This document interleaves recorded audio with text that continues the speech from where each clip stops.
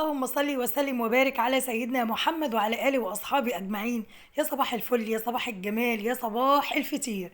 عاملين إيه حبايبي متابعين المحترمين من كل مكان بتشوفوني منه؟ وحشتوني جدا جدا من الفيديو اللي فات. هنسمي الله بس الأول ونجيب الأول قناة المجد أو قناة السعودية للقرآن الكريم، وبعد كده بقى وأنا بستمع القرآن كده وبنذكر الله مع بعض. تعالوا بقى بينا نبدأ يومنا النهاردة من أوله كده لآخره، عجين وفطير ودفى. ونولع بقى الفرنة بتاعتنا ونشغل كل الافران اللي عندنا ونطلع الصواني والصاجات بتاعتنا، وهو يوم ان شاء الله كله خير وبركة بإذن الله. هنسمي بالله. معايا هنا ايه؟ معايا 4 كيلو من الدقيق. تمام. اول حاجه هنعملها هنسمي الله وننخل 2 كيلو من الدقيق. هنسمي بالله كده ونتشاهد على الدقيق بتاعنا قبل ايه؟ قبل ما نعمل اي حاجه. تمام كده. وبعد كده هنا بعد ما نخلناه ولازم ننخل الدقيق. تمام كده. هنحط معلقتين من السكر ومعلقه كبيره من الملح. حلو الكلام، حلو الكلام. هنعجن بقى بميه. تمام. ميه ايه بقى؟ ميه دافيه. يعني ايه؟ ولا هي سخنه ولا هي باردة، يعني مية كده زي دمعة العين، علشان عجينتنا بقى تبقى ملبن كده معانا وفي ايدينا. وهنمسك بقى العجينة بتاعتنا دي كده وفين يوجعك. ماشي. عايزين نعجن كده بكل همة وبكل عافية.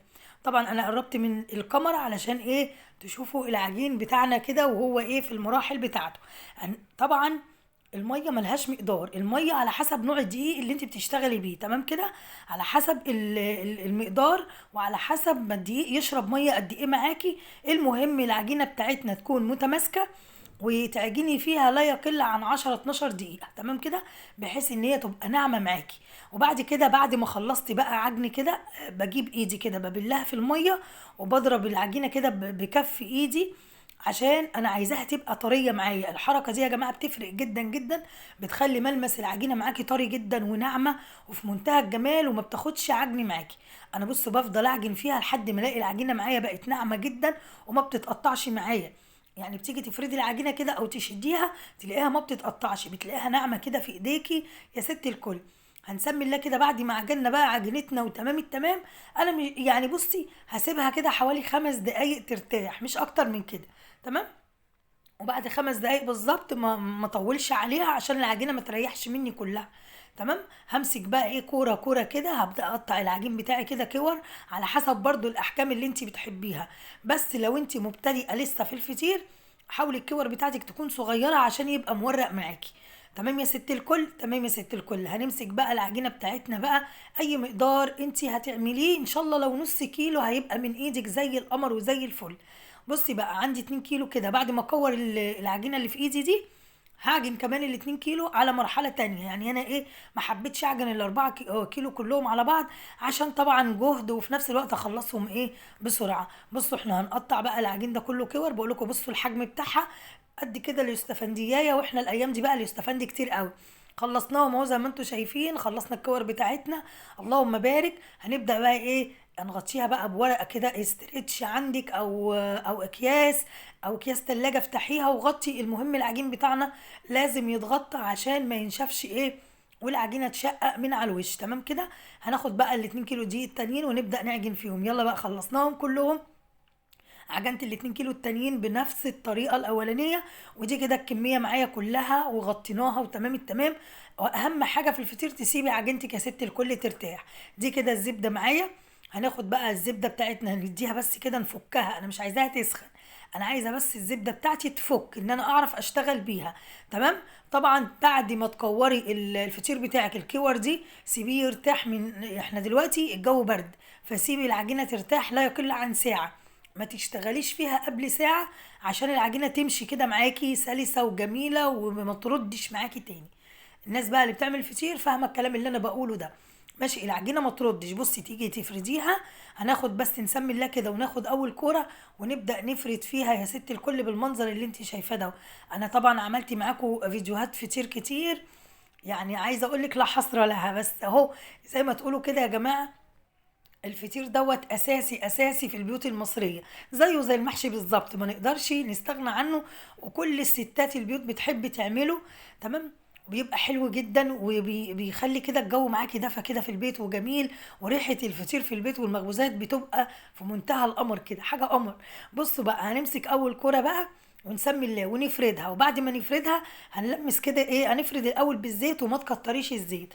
الزيت هنفرد بيه بس، وبعد كده كل كرة وكرة هنحط عليها كده ايه، نفرد بيه الزبدة، ونجيب الطرف ده على الطرف ده ونكورها زي ما انتوا شفتوا كده بالظبط. تعالوا بقى في الوقت ده ابني صاحي من النوم عايز يفطر، قلت والله اللي انا عامله له ايه، فطاير كده سريعه على الطاسه زي ما انتوا شايفين. جبت كده كرايه وفردتها بنفس الطريقه اللي انا هفرد بيها معاكم دلوقتي في الفيديو. تمام. بس قلت انجز كده اعمل له فطيرتين. بصوا الطراوه والجمال والقمر. عايزه اقول لك والله فطير الطاسه احلى من الفطير اللي في الفرن بمراحل، بمراحل. سريع وما خدش وقت، وبيطلع معاكي في منتهى القمر زي ما هتشوفي معايا كده بالظبط. طبعا انا حطيت بقى الفطيره، دهنت الطاسه بتاعتي من الزبده او السمنه، اي ماده انت هتستخدميها في الفطير هيشتغل، مش هيقول لك حاجه. هناخد بقى اول فطيره خلاص طلعناها، نبدا بقى الفطيره التانية نحطها وننطقها كده على ايه، على الطاسه. وعايزه اقول لك زي القمر وزي العسل. عملت كده حوالي بتاع 4 5 فطاير صغيرين على طول كده على السريع. شايفين يا جماعه طراوتها والقمر والجمال؟ والله عايزه اقول لك طعمها كان زي القمر، والله طعمها كان حلو جدا. شايفين يا جماعه الفطير هينطق هيتكلم، انا بدوقها كده تحفه تحفه. هحطهم بقى لابني يفطر بيهم، ونيجي بقى نكمل الفطير بتاعنا لان الموضوع بتاعنا طويل وهيطول شويه. شايفين يا جماعه ورقه الفطير كده مورقه وجميله، وتحسي كده الزبده كده فيها مطرياها وزي القمر. هنبدا بقى تاني نشتغل في الفطير بقى بتاعنا الصواني. هنبدأ بقى نفرد الكرة دي ونجيب الحرف ده على الحرف ده، وأهم حاجة تحطي ما بين كل راق وراق زبدة، عشان الزبدة دي هي اللي مادة التوريق للفطير. تمام. ما تحطيش زيت خالص لأن الفطير هينشفه. هنمسك بقى الكرة دي ونبدأ نشد من جوه لبره، تشدي من جوه لبره وتفردي من جوه من نص الكرة لبره. ما تفرديش الحروف الأول علشان خاطر ما يبقاش جوه الكوره فيها عجين والحروف بره ايه، مفروده. تمام. هنفرد برضو، هنوريكم واحده دلوقتي. تمام كده هنفرد زي ما انت شايفه كده بالظبط من جوه لبره. تفردي على قد ما تقدري الفطيره، كل ما تفردي فيها هتورق معاكي وتبقى حلو. طبعا احنا بنفرد بنحط كوره جوه كوره زي ما هتشوفوا دلوقتي.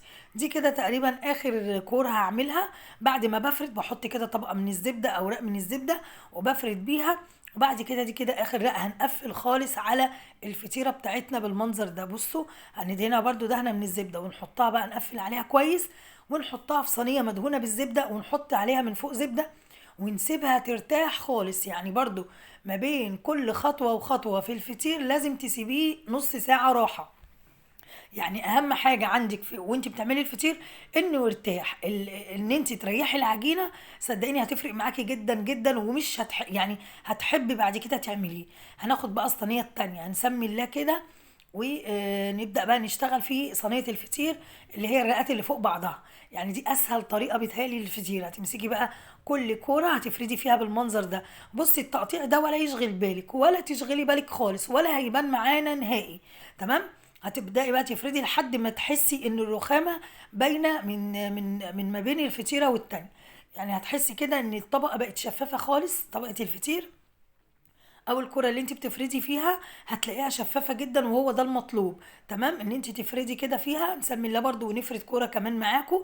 انا بصوا انا معاكم لحد ما تقولوا خلاص احنا حفظنا الطريقة ورشقت في دماغنا. تمام. بصوا بقى طريقة الفرد اهم حاجة تاخدي بالك من الخطوات. هتفردي من جوه لبره يا ست الكل. تمام كده. انا عارفة ان انتوا كلكم ممتازين وبتعملوا احسن مني 1000 مرة. تمام. هنمسك بقى بعد ما فردناها كده ودهناها دهنه من الزبده، هنحطها على ايه، على الرق التاني. كل اللي احنا هنعمله ان احنا بس هنعمل رقات في الصينيه دي. انا عايزه اقولك دي اسهل طريقه للناس المبتدئه، الستات اللي لسه او العرايس الجداد اللي لسه عايزه تبدا وتعمل وتتعلم الفطير. صدقيني مش هتلاقي اسهل واحلى من الطريقه دي. بصي بفرد برده جوه كده من جوه لبره. بتمسكي الكره تفرديها من جوه لبره، وبتقومي بقى شايلاها بالمنظر ده وتحطيها وتورقي. بصي الحركه دي اللي انا بعملها دي كده حركه بتورقي الفطيره، عشان كده وهي في الفرن تنتفخ معاكي وما تبقاش مثلا معجنه او الطبقات لازقه في بعضها. لا، الحركه دي بتخلي معاكي الفطيره مورقه وزي القمر. هنيجي بقى نقلب، هنحط اخر كوره، وبعد كده بعد ما حطينا اخر كوره نقلبها ونعملها زي قرصه العيش بالظبط. وبعد ما نلمها كده بالظبط نقرصها زي العيش، نحطها في الصاج ونحط عليها او صينيه ونحط عليها طبقه من الزبده ونسيبها بقى ترتاح على الاخر. ايه ده، وانا بكلم مين في التليفون؟ ايه ده، الكاميرا صورتني. يلا زي بعض. بكلم اكيد اكيد ابني الرخم، اكيد عمال كل شويه اتصل بيا، يا ماما عايزه ايه، يا ماما اجيب ايه، يا ماما انا جاي من الدرس، يا ماما رايح الدرس. طيب يا ابن الله يهديك ويصلح حالك. اكيد ابني هو اللي مصدعني. المهم كده خلاص، احنا برضو عملنا نفس الفطيرة دي بنفس الخطوات اللي احنا عملناها في اول الفيديو. لازم يا ست الكل تشوفي الخطوات بتاعة الفطير، ما ينفعش تتشرح نهائي. بصي كده، انا بعد ما خلصت الفطيرة دي حطيت عليها رق من الزبدة وضمتها كده زي القرصة بالظبط وحطيتها ترتاح. هنمسك بقى الكرة دي كبيرة شوية، يعني انا حبيت اعملها كبيرة، هتبقى فطيرة واحدة.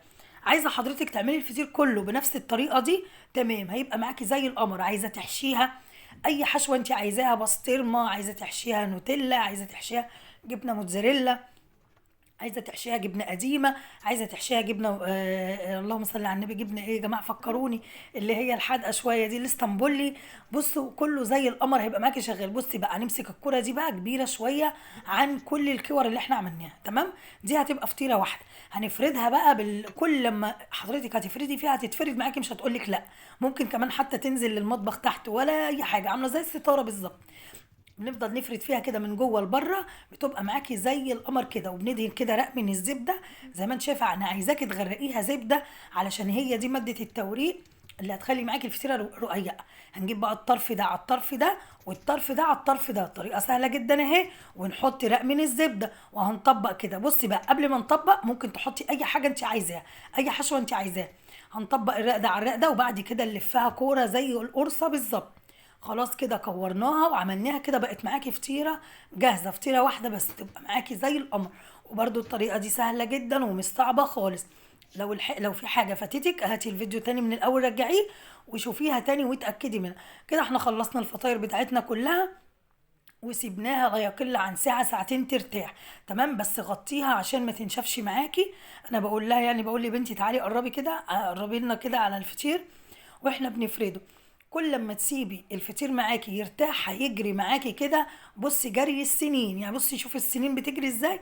هتلاقي الفطيرة كده جريت معاكي في الصينية او في الصاج، مش هتتعبك خالص. اهم حاجة تريحي العجينة يا ست الكل عشان هي كمان تريحك، تمام كده، تمام. يلا بقى، لو وصلتي لحد هنا ولسه ما حطيتيش اللايك، يلا حطي اللايك واشتركي في القناة واكتبي لي كومنت حلو منك، دعوة حلوة منك في الأيام المباركة دي. ربنا يا رب يملى بيوتكم خير وستر وصحة وسعادة بإذن الله. هنجيب بقى الفطيرة اللي احنا قلناها اللي هي لقمة واحدة أو فطيرة واحدة، هنفردها بقى على حسب هي ما تفرد معانا. وبرده ما ترققيش الفطير قوي عشان ما ينشفش معاكي في الفرن، تمام. هنجيب بقى كل فطيرة عملناها هنسيبها ترتاح لا يقل عن ساعة يا جماعة عشان الجو برد. فزي ما انتم شايفين كده السمنة حتى متجمدة من درجة حرارة المطبخ، بس تحسوا كده ان السمنة معانا فيها يعني جمدت معايا شوية. هنيجي بقى زي ما انتم شايفين، هنفضل نفرد فيها كده كل صينية هنفردها بالمنظر ده. شايفين؟ خلاص كده خلصناها. تعالوا بقى ندخلها الفرن، وادي بسم الله ما شاء الله تبارك الرحمن، كده الفطيرة جوه الفرن وكده الوش بتاعها اتحمر وزي القمر. اول بقى ما تطلع سخنة من الفرن هنحط عليها دهنة صغيرة جدا من الزبدة. يعني بصوا هي سخنة ملهلبة بصراحة، وانا عمالة ايه احط كده حتة من السمنة كده او الزبدة، هتخليها معاكي بقى طرية من على الوش كده وجميلة، وهتطلع ريحة جميلة قوي. وانتي حتى لو باتت عندك وتاني يوم سخنتيها هتلاقي ريحتها وطعمها زي ما هي كأنك لسه جايباها طازة. وادي كمان الفطير معانا، الصينيتين التانيين في الفرن، ودي كمان الفطيرة اللي عملناها في الصاج زي القمر. بصوا بقى، اهم علامة من علامات ان فطيرك ناجح ان هو يفقفق كده معاكي في الفرن. يعني ايه؟ يعني تحسي كده ان الفطيرة معاكي بتتنفخ زي رغيف العيش بالظبط، تمام. دي علامة ان فطيرك باذن الله من جوه مورق وناجح جدا، تمام. اول ما الفطير يطلع معايا سخن بنحط عليه بقى دهنة من الزبدة. طبعا بقى يا رب كده، يا رب يعجب اللي هياكل منه، والف هنا يا رب وشفا لكل حد هيوصل له الفطير وياكل منه ويدعي لي ان شاء الله دعوه حلوه ولكم بالمثل باذن الله. هنجيب بقى الفطير بتاعنا وزي ما انتم شايفين هنرصه بهذا الشكل الظريف الجميل. وبعد كده نروح بقى نسمي الله. طبعا احنا كلنا عارفين ايه اللي بيليق مع الفطير، تمام. عسل وطحينه وجبنه قديمه وطبق قشطه كده على مقاسه. يعني أكلة جميلة ريفية مصرية أصيلة جميلة عظيمة، من أي أم أو أي ست بيت تعملها تسلم إيدك. بصوا بقى أنا بوريكم طراوتها. طبعا مني بقى الفرنة كانت حامية، ففي كده إيه يعني خدت مني لون شوية. بصوا بقى يا جماعة الفطيرة، والله بقول لبنتي صوريني جنبها انتي بقى خدي صورة وخلصينا. المهم ما علينا، زي ما انتم شايفين الفطير اللهم بارك زي العسل، زي القمر كده، وبيضحك ومنور اللهم بارك وطري وحاجة كده قمر وتحفة. ويلا قومي بقى اعجني لك كده كيلو دقيق وسمي الله، واعملي احلى واجمل فطير من ايدك لولادك يا ست الكل. شايفين يا جماعة الطراوة والجمال؟ والله زي العسل. والزبدة ايه كده سايحة ونايحة. تعالوا بقى كده اما ناخد قطمة وناخد حتة كده من القشطة. نهاركو قشطة بإذن الله، وصافي كده وهادي باذن الله. وكده ده كده كان الفيديو بتاعنا النهارده، يا رب يكون عجبكم. خلاص يا حبيبتي اضربي اضربي اضربي، يلا فطير. اشوفكم ان شاء الله في فيديو جديد. احلى واجمل متابعين، السلام عليكم ورحمه